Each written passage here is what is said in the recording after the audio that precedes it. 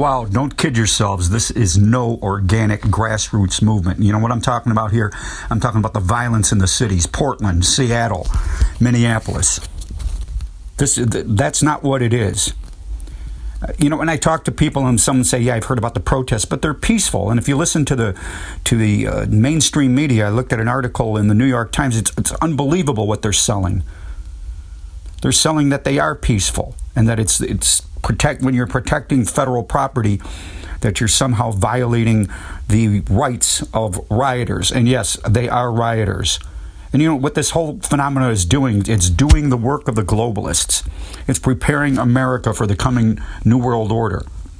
This is a rebellion, and it's even more than riots, and it's spreading across the nation. And it's coordinated events. We've seen that too. I mean, with the first ones, the bricks, the rocks, the stashes of incendiary devices, all conveniently and strategically placed for maximum effect. This is crazy. And looking at a Daily Mail headline here, explosives used against feds and cops in Seattle, Portland, and Atlanta. Explosives. In Portland, a protester whacked a police officer across the back with a baseball bat.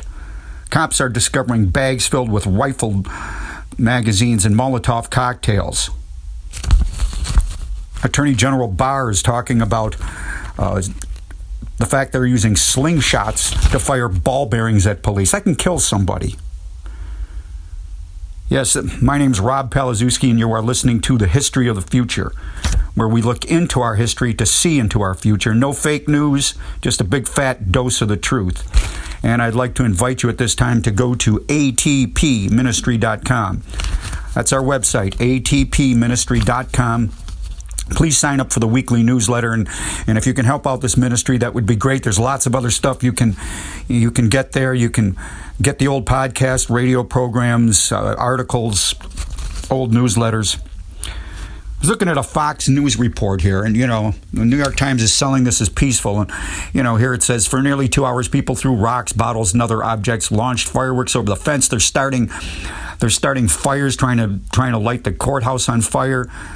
They're wearing gas masks. They've got hockey sticks, golf clubs. Finally, the feds came out to put out the fires, and they set off a few tear gas canisters to chase them away. Demonstrators were using leaf blowers to direct the tear gas away from the crowds. Somebody threw a Molotov cocktail against the front of the courthouse, burst into a fireball. Could be heard and felt a block away. And the officers came out again, this time firing riot munitions, tear gas, stun grenades. And, it's absolutely insane. We've got a rebellion going on, and we've got a majority of the people in this country completely unaware of it. And we're talking about Portland, Seattle, Chicago, New York, Minneapolis. President Trump is going to start sending troops besides Portland into Chicago, Albuquerque, Cleveland, Detroit, and Milwaukee. And then you got the city of Louisville, where 250 armed militia show up, and their leader comes out and threatens to burn the system down with some nice expletives tossed in there.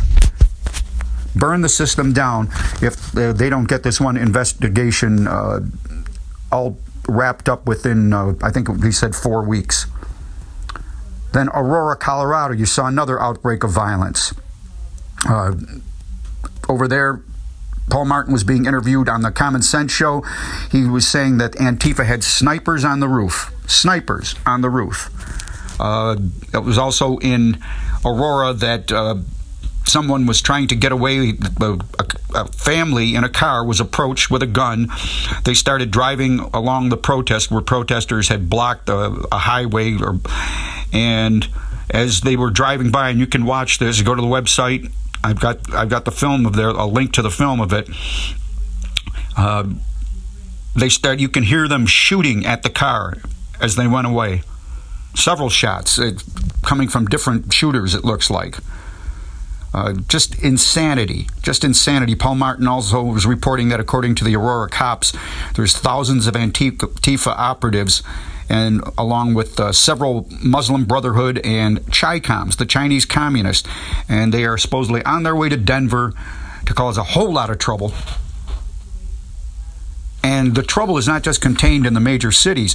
The small town of Roxborough, North Carolina, that's a town of 9,000, less than 9,000. It was like 8,700. I looked it up.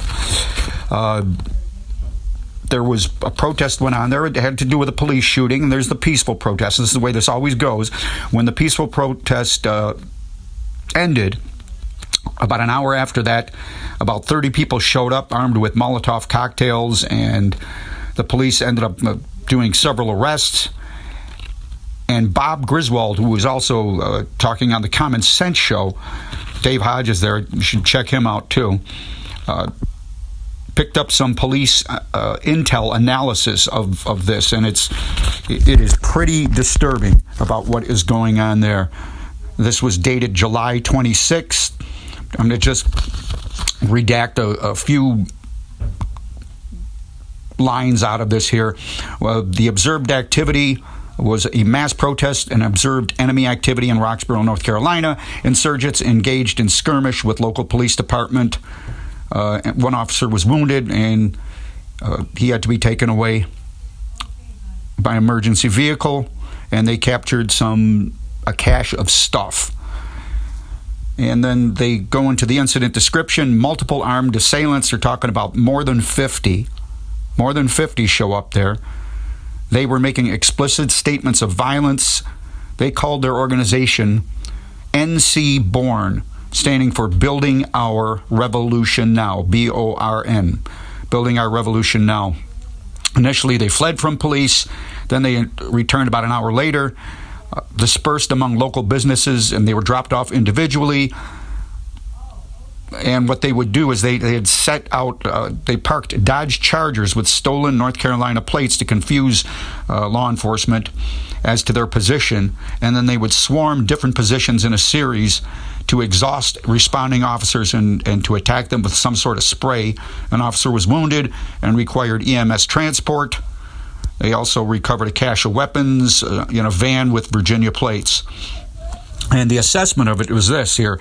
The law enforcement officers were overwhelmed and panicked by their monitored radio chatter. They're not prepared for an insurgency and cannot sustain multiple nights of enemy activity.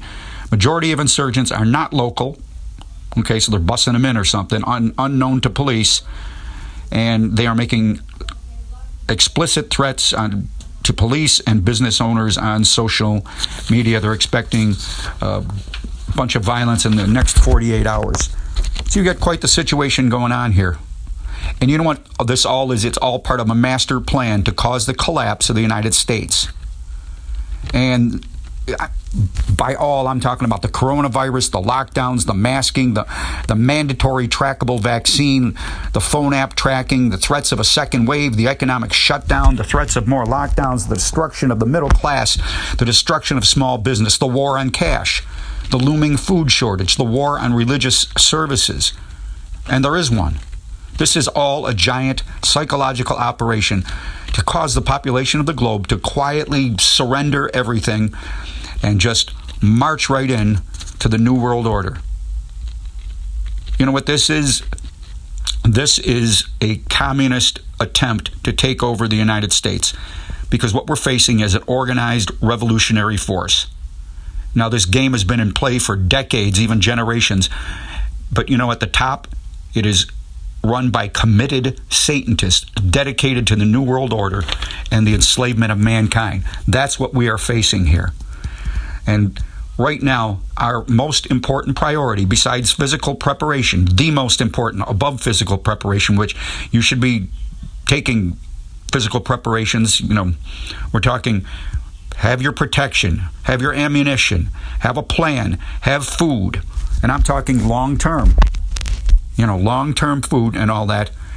Our most important priority is turning our lives over to Jesus Christ. It is only through Him that we will be saved for all time, but also that He can provide that protection and the peace that no matter what we go through, it would not be outside of His will. This is Rob Palazewski signing off for the History of the Future.